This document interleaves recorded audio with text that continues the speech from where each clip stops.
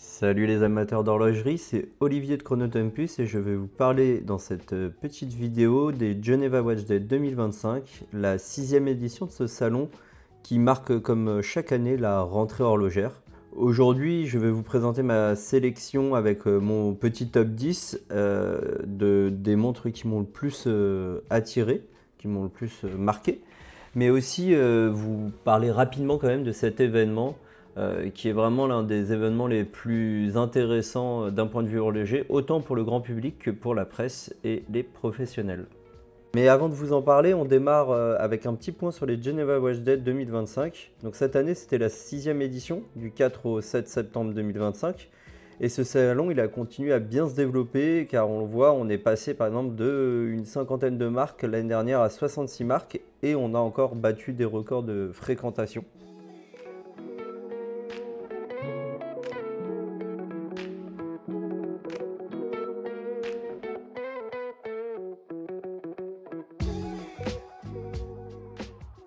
Au programme, l'édition 2025 des Geneva Watch Days, c'est 150 nouveautés exposées sous le pavillon de la Rotonde et plusieurs centaines de montres à voir dans les différentes suites d'hôtels et boutiques où exposent les horlogers. C'est aussi près de 1900 professionnels qui sont venus découvrir le salon et 17 000 visiteurs sur 4 jours.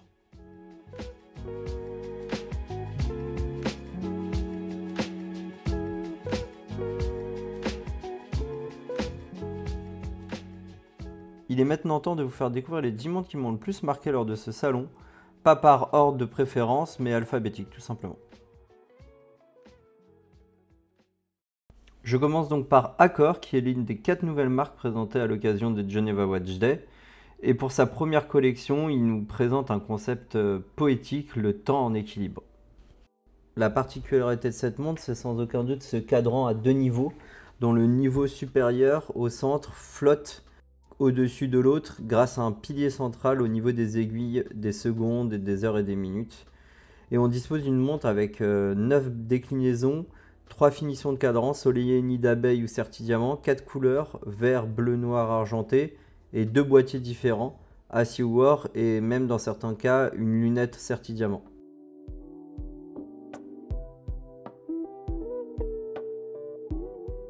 Pour la seconde montre, on change complètement d'univers et on quitte la haute horlogerie pour découvrir des montres plus accessibles. Rendez-vous chez BA111OD. Leur nouveauté, le chapitre 8, c'est une montre qui est à la fois élégante, néo-vintage et qui dispose donc de ce très bon rapport qualité-prix.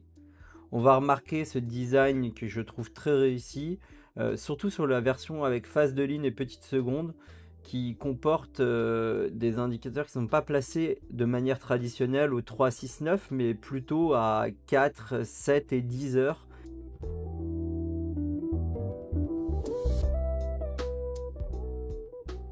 Maintenant, nous partons directement chez Sapec Genève, un horloger qui se fait de plus en plus remarquer ces dernières années grâce à son design et surtout à la qualité de ses pièces et de ses mouvements.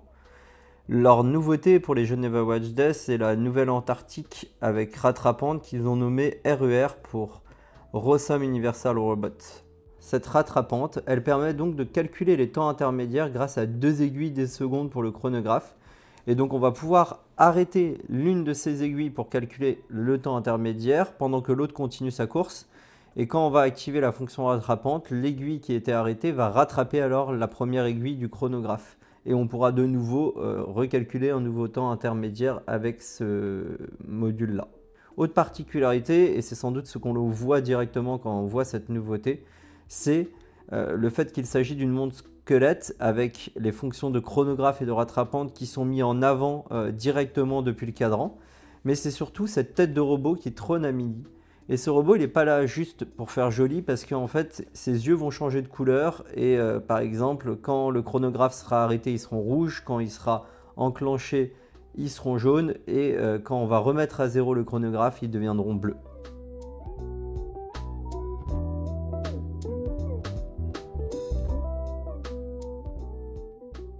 Peut-être l'une des montres les plus étranges du salon, mais aussi l'une des plus accessibles, la Denison ALD Dual Time.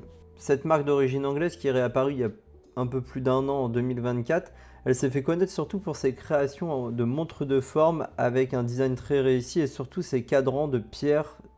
C'est encore le cas avec cette nouvelle déclinaison de montre Dual Time. En effet, ici, on a une montre qui n'a pas un seul cadran, mais en fait 2 sous-cadrans qui ont chacun leurs aiguilles des heures et des minutes et donc leur propre mouvement à quartz Ronda. Et à quoi ça sert?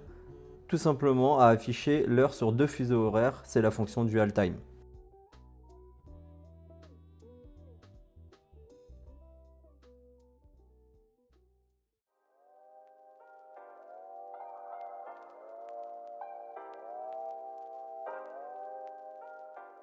Direction Moser avec ses 2 nouvelles Pioneer Flying Hour et plus particulièrement la version White Fumée. Il s'agit de garde-temps élégants avec un affichage du temps qui est vraiment très particulier. En effet, l'heure il n'est pas affiché classiquement par des aiguilles mais par 3 guichets dont un seul va servir à la fois alors que les autres n'afficheront pas de chiffres. Les minutes quant à elles se lisent sur une roue centrale qui affiche de 0 à 60 mais seulement sur un tiers de la roue et 200 centi-horaires. Donc comment on lit tout ça? En fait, c'est tout simple. L'heure est affichée sur le guichet, le seul qui affiche un chiffre, et en dessous de ce guichet, il y a une petite flèche qui se colle à la roue des minutes et donc qui affiche le nombre de minutes. Lorsqu'on change d'heure, on va arriver donc à 60 minutes et alors on va avoir un saut instantané et donc on va passer dans le guichet suivant dans le sens horaire et la roue des minutes va légèrement se décaler.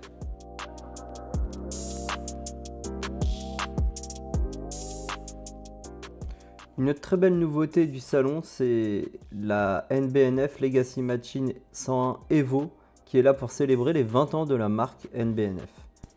En fait, cette nouveauté reprend tout ce qui a fait le succès de la Legacy Machine 101, c'est-à-dire son mouvement avec son balancier tridimensionnel qui flotte au-dessus du cadran.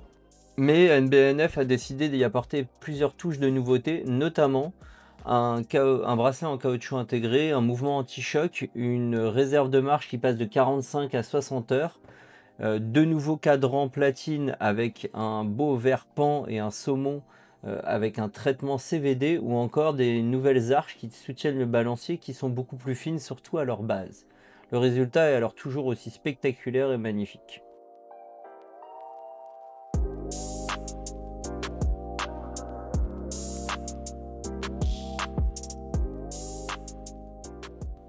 Chez Tag Heuer, plusieurs nouveautés ont été proposées pour les Geneva Watch Day, mais celle qui m'a le plus attiré, c'est la déclinaison de la Carrera, l'Astronomer.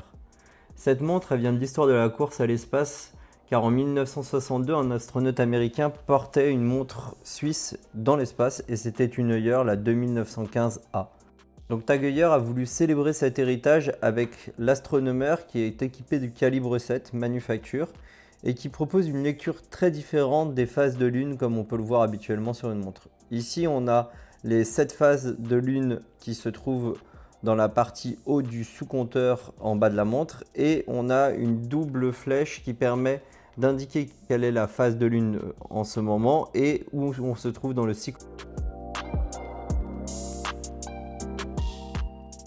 Comment ne pas parler de la 32, la nouvelle collection de montres sport chic à bracelet intégré de la marque Trilob. On retrouve ici les codes de la maison avec cet affichage toujours aussi poétique, mais cette fois-ci on a une montre qu'on peut porter presque tout le temps. On a donc toujours cet affichage si particulier, sans aiguille, avec l'heure qui est affichée par des indicateurs et les disques qui tournent pour se mettre devant l'indicateur à la bonne heure.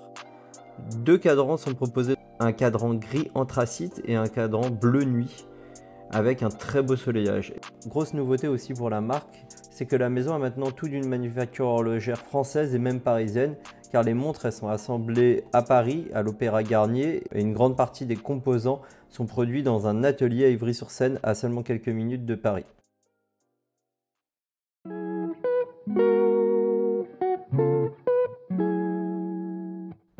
Direction Urwerk pour découvrir un véritable objet horloger qui est bien plus qu'une simple montre, son nom, l'UR150 Scorpion.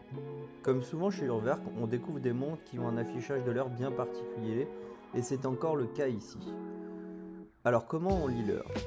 Tout simplement, il va falloir regarder où se trouve la flèche jaune ainsi que le chiffre qui est dedans et qui est affiché grâce à un satellite. Les minutes, quant à elles, elles vont s'afficher, elles vont s'indiquer grâce à la pointe de cette flèche jaune. Lorsque les minutes arrivent à 60 et donc que l'on va changer d'heure, on va avoir une magnifique animation avec l'aiguille jaune qui va devenir rétrograde et qui va revenir donc en arrière et qui en même temps va rejoindre un autre satellite. Ce dernier va tourner sur lui-même pour afficher la nouvelle heure et donc c'est vraiment une très belle animation.